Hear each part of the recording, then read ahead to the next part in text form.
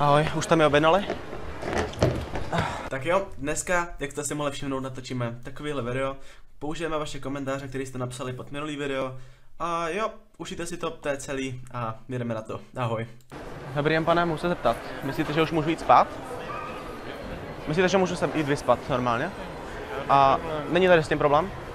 Děkuju.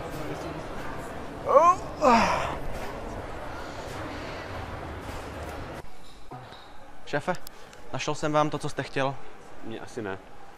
Vy jste mi říkal, že vám přinesu svíčku, ne, tak to si mě určitě ty kráso. A zapalovač byste neměl? Ne. Tady plánuju přespat, tak kdyby třeba. Tak jo, můžu ještě, dobrý den teda. Jo.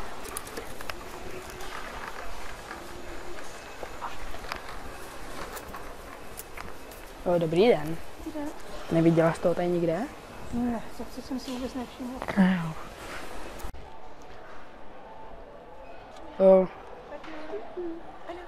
Zahrajete si se mnou na PUBG, zabijte někoho, pán ví.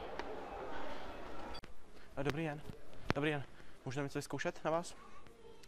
10.4.98 narodil se kluk a byl to asi osud. Půl metru do výšky, skoro 5 kilo. Divím se, že z toho kripla ještě něco zbylo. To je o tobě. No, není. To jsi ty? Ne, tady jsem kripl.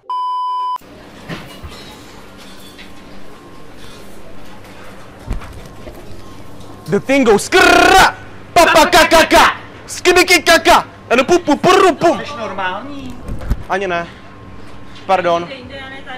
V Mekáči jsem, že jo? No. Aha, tak bych si dal číze. 29, prosím. Dobrý den, můžu se zeptat. Když je olivový olej z oliv, z čeho je dětský olej? Není z dětí? Já nevím, já jsem se totiž bál si koupit dětský olej. Mám takovou jakože prostě pokožku na nic a jestli náhodou není z dětí, protože by to bylo nepříjemný. Ano, to se radši nekupuju. Já nevím, já se bojím právě, aby to jako nebylo. Myslím, že z dětí, to radši nekupuju. Ale kdybych si třeba omylem dal ten olej do pusek, jestli by to nebyl kanibalismus. To by to kanibalismus. Já jsem si to myslel. Mám děkuji za pomoc.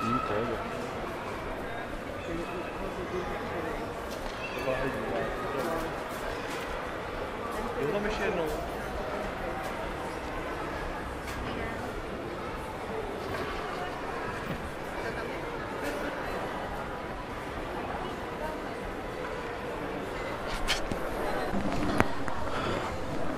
Ahoj, už jste mi objednali?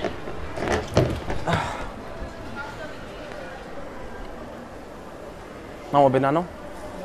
Dík. Dík. Ne, jestli byste mi objednali. Já jsem přišel trošku pozdě, možná mi trošku unikla vaše konverzace, se omlouvám. No, Adélko, začni konverzovat. Ten tě asi přečí, holka. Jak se máte? Pěkný den, ne? Ty se mnou blíž, doufám, že to nebude vadit. Pěkný den. Byli jsme na výstavě. Na výstavě? Na jaký výstavě? Na Pražském hradě. Na Pražském hradě, jo? Chceš peníze nebo co? Ne, ale jenom, jestli už mám objednal, jsem se ptal, no tak. Takhle. A jak to jde jinak? Jste přišli nakupovat jen tak, nebo na jídlo, nebo? Ne, jsem přišel jenom na jídlo, jeden den. No, tak fajn, tak já půjdu s váma. My už máme jednoho galána. No, jo. To mě mrzí.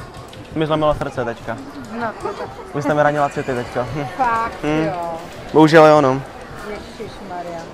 A tebe bych jako vnuka brala taky, jsi pěkně ukecanej a to se to líbí. No vidíte, tak to je super. Tak já se někdy ukážu. Já vám děkuju. No. Na stranu. Nevíte, kde je tady nějaký gay bar? Nevím, ale já jsem tady poprvé a právě hledám, kde je Tesco. Tesco. To možná bude vedle, to je, když Já půjdete, nemusím vyjet po schodech. to musíte, ale tyjo, fakt, já bych strašně potřeboval vědět, kde je tady nějaký ten gay bar, no. Jestli nevíte, neslyšela jste třeba, jestli není ten gay bar vedle Teska nebo tak? Protože já jsem právě slyšel, Nevím. od kamarádů jsem slyšel, že tady mají fakt výborný gay bar, že tam jsou různý světla, disco koule a tak. A ten gay bar, no moc mě to mrzí, já jsem žádným ještě nebyl. Kde to je? No jako řekli mi, že je v Tesku a že tady jsou fakt pěkný kluci hrozně a tak. Pojďte k tomu Tesku a tam jste se... Víte co, Tesco, když pojedete nahoru, No, tak Tesco je úplně rovně. aha. A tam pak doprava zatočíte úplně na konci a budete v Tesku. No tak tam někde musí být taky ten bar, ne? No je to možný, no. Já se tady ještě porozhlídnu, tady jsem ještě nebyl, tak se potom gay baru podívám. No, tak jo. Tak jo, děkuju, nashledanou. Tak jo, doufám, se ti tento video líbilo, pokud ano, můžeš zanechat like a odběr. A jo, my se spolu uvidíme u dalšího videa, takže zatím ahoj. Co pak to vybíráte, jestli se můžu zeptat? Jo? Tak jako já vám můžu pomoct vybrat, ono to je, jako já se tom třeba vyznám. Třeba spíš jako tady Na takhle. tom skurveným Facebooku ani YouTube, co jste se spolu bavili, nechci být, takže jdi do prdele.